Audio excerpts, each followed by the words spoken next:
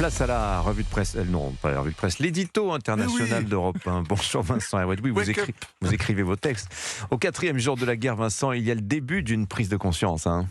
Alors une évidence s'impose, mais une guerre dure longtemps, coûte très cher, fait mal, même à ceux qui n'y croyaient pas.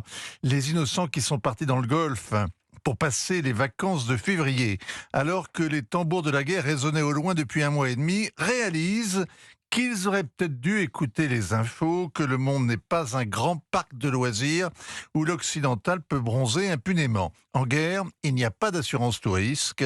La preuve, ils sont coincés sur place et le consulat ou l'ambassade n'a pas de tapis volant à mettre à leur disposition. Les fonctionnaires des affaires étrangères font ce qu'ils peuvent et ils ne peuvent pas grand-chose. Quand la guerre éclate, tout s'arrête, plus d'avions, plus de bateaux, on ne fait plus aucun projet. Au mieux, on vit au présent. Au pire, on survit et on pleure, comme les familles des écoliers bombardés à Téhéran. Mais la guerre impose sa logique à tous.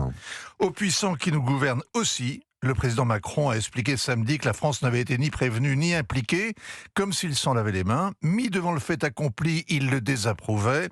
Personne ne peut imaginer que des bombardements règlent les questions nucléaires balistiques, celles que posent les milices chiites ou la répression sauvage.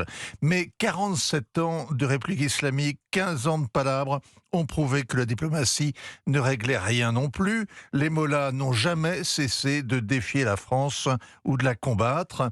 Le président français, pas vraiment concerné par cette guerre au loin, oui, très loin de l'Ukraine, eh bien le drone iranien qui s'est écrasé sur un hangar de la base française dans le port d'Abu Dhabi l'a réveillé de cette somnolence.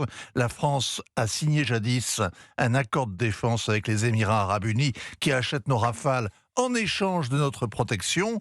Quoi qu'on pense de Donald Trump et de Benjamin Netanyahou, et Dieu comme Allah savent tout le mal qu'en pense l'Élysée, la France est directement concernée par cette guerre qu'ont engagé les deux hommes. Elle est prise dans l'engrenage. La bête blessée, l'Iran veut la fin du monde. Les Iraniens misent sur l'embrasement régional pour forcer Washington à cesser le feu.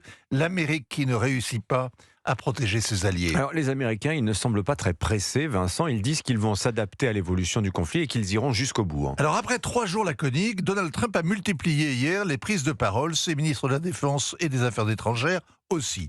Discours de chef de guerre qui se félicitent des succès remportés et promettent d'aller jusqu'au bout, même si le but reste flou. Au 4e jour, il n'exclut plus rien. Il parle désormais de 40 jours ou plus et d'éventuelles troupes au sol. Normal. Sans l'aide des forces spéciales, on voit mal comment la révolte des Iraniens pourrait passer à la rébellion armée.